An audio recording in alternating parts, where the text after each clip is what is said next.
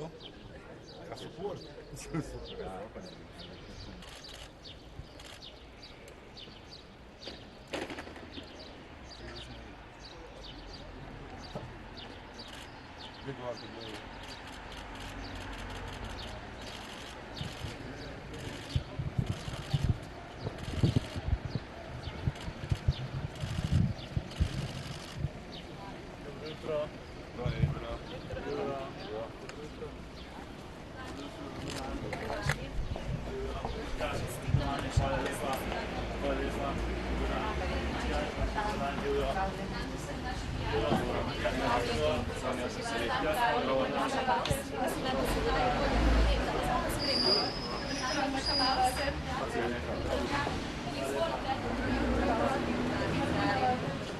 Jutro je Jernej Kovač, veselim. Jutro.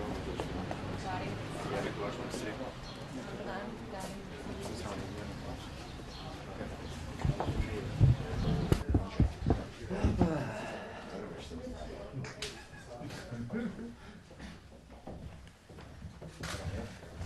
Dobar dan. Izvolite. Minister.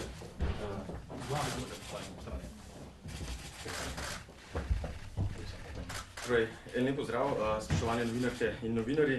Na primopredaji poslov med novim ministrom za gospodarski razvoj in tehnologijo, gospodom Matjažem Hanom, in bivšim ministrom, gospodom Zdravkom Počivalškom. Torej, najprej bi naredili zdajle fototermin, tako da dobite dobro sliko in posnetek, rokovanje, primopredaja in na to bi dali besedo obema sogovornikoma. Izvolite.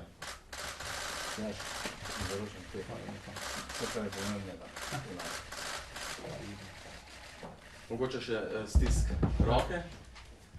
Sam pogledati. Pogledate v kamere, tako.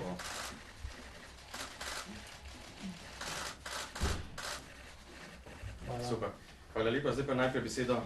Novinarji, vsem skupaj lep pozdrav, pravkar sva z novim gospodarskim ministrom, gospodom Matjažem Hanom, opravila uspešno primopredajo. Dovolite mi pa, da ob zaključku skoraj 8-letnega ministrovanja povem par stavkov s pogledom za nazaj. Ponosen sem, da smo v tem času naredili pomembne korake na gospodarskem področju. Gospodarska rast je bila vztrajna. V vsem tem obdobju zaključili smo lansko leto z 52 milijardami bruto družbenega proizvoda. Imeli smo in imamo zelo visoko stopnjo zaposlenosti, dodana vrednost tudi stalno raste. V lanskem letu smo dosegli 53 tisoč evrov, Slovenijo smo postavili na turistični zemljevid sveta. In kar je najbolj pomembno, vse skozi smo delali na predvidljivem in konkurenčnem poslovnem okolju. Seveda pa je zadnji 2 leti mandata te vlade zaznamovala pandemija, na koncu tudi vojna. Gre za to, da smo se vse skozi trudili, da pač sprejemamo ukrepe, ki so namenjeni varovanju zdravja in pa življenj na eni strani, na drugi strani pa, da ustvarjamo pogoje za to, da je gospodarstvo, še posebej tisto, ki je bilo zaprto, lahko preživelo. Jaz sem ponosen na to, da smo s temi ukrepi uspeli pripeljati zgodbo do tega, da smo danes v eni solidni kondiciji. Za to, kar smo naredili, se zahvaljujem gospodarskim organizacijam, vsem zbornicam na eni strani, podjetjem in podjetnikom na drugi strani in pa seveda sodelavcem na ministrstvih in na ministrstvu gospodarskem, ki so pomembno prispevali k temu, da smo to gospodarsko zgodbo pripeljali uspešno do konca.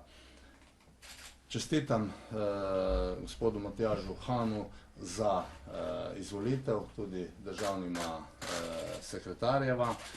Želim jim uspešno delo v prihodnje. Situacija ali pa stanje slovenskega gospodarstva v tem trenutku je robustno, vendar pa so izzivi, ki so pred nami vsemi zelo veliki in jaz verjamem, da bomo s to osnovo in pa z znanjem in pa voljo, ki ga prinašate v sodelovanju z gospodarstvom in pa z gospodarskimi organizacijami tudi v prihodnjem obdobju uspešni. Slovenija ima samo eden in edini pomemben motor, to je izvozno usmerjeno gospodarstvo in verjamem, da bo novi minister, gospod Matjaž Han, tudi naprej skrbel za predvidljivo in konkurenčno poslovno okolje, ki bo omogočalo slovenskemu gospodarstvu samo korajžno pot naprej. Najlepša hvala. Hvala lepa, gospod Počivalšek. Zdaj pa besedi novega ministra, gospoda Matjaža Hana. Izvolite, minister. Ja, in lep dober dan, spoštovane novinarke in novinarji. Najprej, minister Zdravko, hvala lepa za tvoje delo v zadnjih 8 letih. Mislim, da je slovensko gospodarstvo s svojim ministrovanjem bil na varni strani. Jaz upam, da bom to tvoj pogled na gospodarstvo nadaljeval.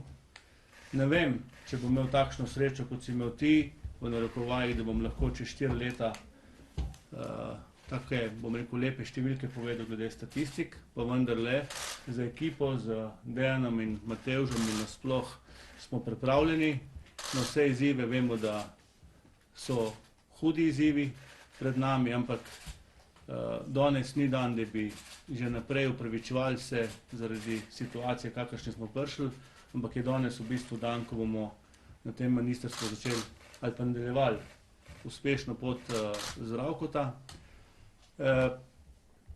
Jaz vam obljubljam, oziroma gospodarstvu ali pa vsem združenjem obljubljam, da bom njihov partner, zagovornik in minister, na katerega bo imel gospodarstveniki združenja absolutno dostop. Obljubljam tudi, da bom se pogovarjal s sindikatom, ker verjamem, da samo z socialnim dialogom, z dogovorom lahko prebrodimo še takšne težave, ki so se tudi zdaj nakopičile zaradi nenazadnje ukrajinske krize oziroma vojne. Tako da moram reči, da je bila primopredaja z gospodom Zdravkotom korektna. Že naprej vam povem, tudi vse okoli kadrovskih zadev in tako naprej smo se vse pogovorila. Meni je jasno, da pač minister svoje nekatere zadeve mora urediti ali pa ureja. Jaz vam že zdaj obljubljam, da ko bom končal mandat, ne bom zaposloval svojih kolegov na ministrstvu, ampak vendarle zelo korektna primopredaja, čaka nas veliko dela. Zdravkotu Počivalšku pa želim predvsem malo mirnega obdobja, da boš več z družino in predvsem veliko zdravja. Hvala. Hvala lepa, gospod minister. Zdaj je pa čas za vas, spoštovane novinarke in novinarji, za kakšno vprašanje za naša sogovornika. Tako da izvolite, se prosim najprej predstavite, s katerega medija tam prihajate. Pozdravljeni, Maja Derčar, Radio Slovenija. Če smem kar zagrabati aktualne zadeve. Gospod nekdanji minister, vabljeni k komentiranju pa prošnja za aktualnega ministra za pojasnilo. Več stvari je. Po embargu na uvoz ruske nafte. Zdaj najprej, ali bo ta uredba, ki zamrzuje cene bencinov, uveljavi do 10. avgusta, ali bo vlada nova ravnala kako drugače? Kako obravnavati zahtevke OMV-ja Mola Petrola za povračilo škode? Vlada v odhodu je to zdaj preložila na zdajšnjo vlado. Liberalizacija marž je nekaj, kar je bilo izpostavljeno tudi večkrat strani gospoda Počivalška kot dosežek te vlade. Boste to nadaljevali? Zlasti pa, kako se boste začeli pogovarjati, kot je dejal novi premijer? Glede, čisto na kratko, tu sta dve zadeve. Ena je liberalizacija marž naftnih derivatov, ki vpliva 4 do 5% na cene. In jaz mislim, da v tem trenutku ni ključni problem, pač vsaka vlada se bo sama odločila, kako stališče ima do tega, jaz mojega tukaj ne bi ponavljal. Kar se pa tiče določitve najvišjih maloprodajnih cen goriva, smo to naredili zaradi tega, da bi stabilizirali tudi pritiske na inflacijo v slovenskem prostoru na eni strani, na drugi strani nam zakon to omogoča, na tretji strani pa zakon seveda določa, da mora vlada povrniti občutno škodo, če do nje pride. Mi smo zastavili na nek način izdelavo modela ugotavljanja škode. Ne gre za to, da smo preložili to zgodbo na naslednjo vlado, ampak je zadeva v procesu in jaz verjamem, da bo Matjaž kot novi minister poročil to, kar je narejeno in da bomo prišli do korektne rešitve. Seveda pa jaz verjamem, da bo do strokovne službe ministrstva tiste, ki bodo ugotovile dejanske številke in na osnovi njih povrnile morebitno občutno škodo, ne pa na osnovi zahtevkov podjetij. Najprej skupaj smo ugotovili z gospodom Počivalškom, da je to en ta moment ključnih problemov v Sloveniji in ki ne bo končan čez noč. To je ena stvar. Druga stvar, zagovarjam stališče kot predsednik vlade, gospod Golob, da se je potrebno takoj z deležniki, od trgovcev, proizvajalcev in vseh ranljivih skupin, če jim lahko rečem, usediti. Zato bomo mi danes z ekipo pripravili za vlado nek naš pogled in da bi potem na horizontalni ravni, se pravi z ministrstvom, v tem primeru še z gospodom Kumrom in z gospodom predsednikom vlade, od ponedeljka naprej šli v dogovore z, bom rekel, vsemi obstoječimi, bom rekel, relevantnimi sogovorniki in potem čim prej določili, kako in na kakšen način bomo to zadevo smerili. Ker na tak način ta zadeva na dolgi rok ne more iti naprej, ker mi seveda nekje jemljemo, potem pa vzamemo na koncu bomo mogli vzeti iz proračuna. Tako da naša naloga bo in minister za gospodarstvo, da je že danes na vladi, to izpostavimo in s ponedeljkom verjetno naprej zadevo probamo v naslednjem tednu sprejeti neko odločitev. Hvala lepa. Še kakšno vprašanje? Bosta pokrivala, da vemo, kako se obrniti. Tukaj mi boste dovolili še en dan za odgovor. Zakaj? Zato, ker smo se mi vsi skupaj kot ekipa v vseh teh 10-14 dni zelo pripravljali na hearing, preučevali razmere v državi, kako pomagati in bomo danes se točno določili dela in naloge, ki jih boste upravljala dva državna sekretarja. Jaz si močno želim, da bomo to delovali kot ekipa. Ne bosta samo dva državna sekretarja, tista, ki bosta pomagala tudi ljudje v kabinetu. Nimamo še popolnega kabineta. Jaz bi rad v kabinet dobil tudi kakšne gospode z sivimi lasmi, gospode z izkušnjami, ne mislim vas pa sebe, ampak ja.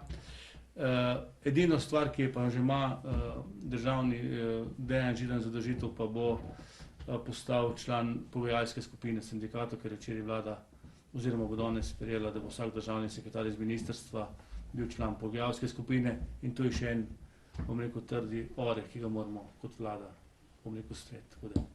Vam bomo seveda v teh dneh absolutno mogoče že jutri sporočili, kdo bo na katerem področju deloval. Hvala. Super, hvala lepa. Hvala lepa za vse vprašanje. Morda naredimo na koncu samo še eno skupinsko sliko tudi novega ministra z ekipo obeh državnih sekretarjev. Lahko naredite eno skupno, pa potem še tako, ker boste bližji. Treba skusno te držati. Mogoče bi se ne.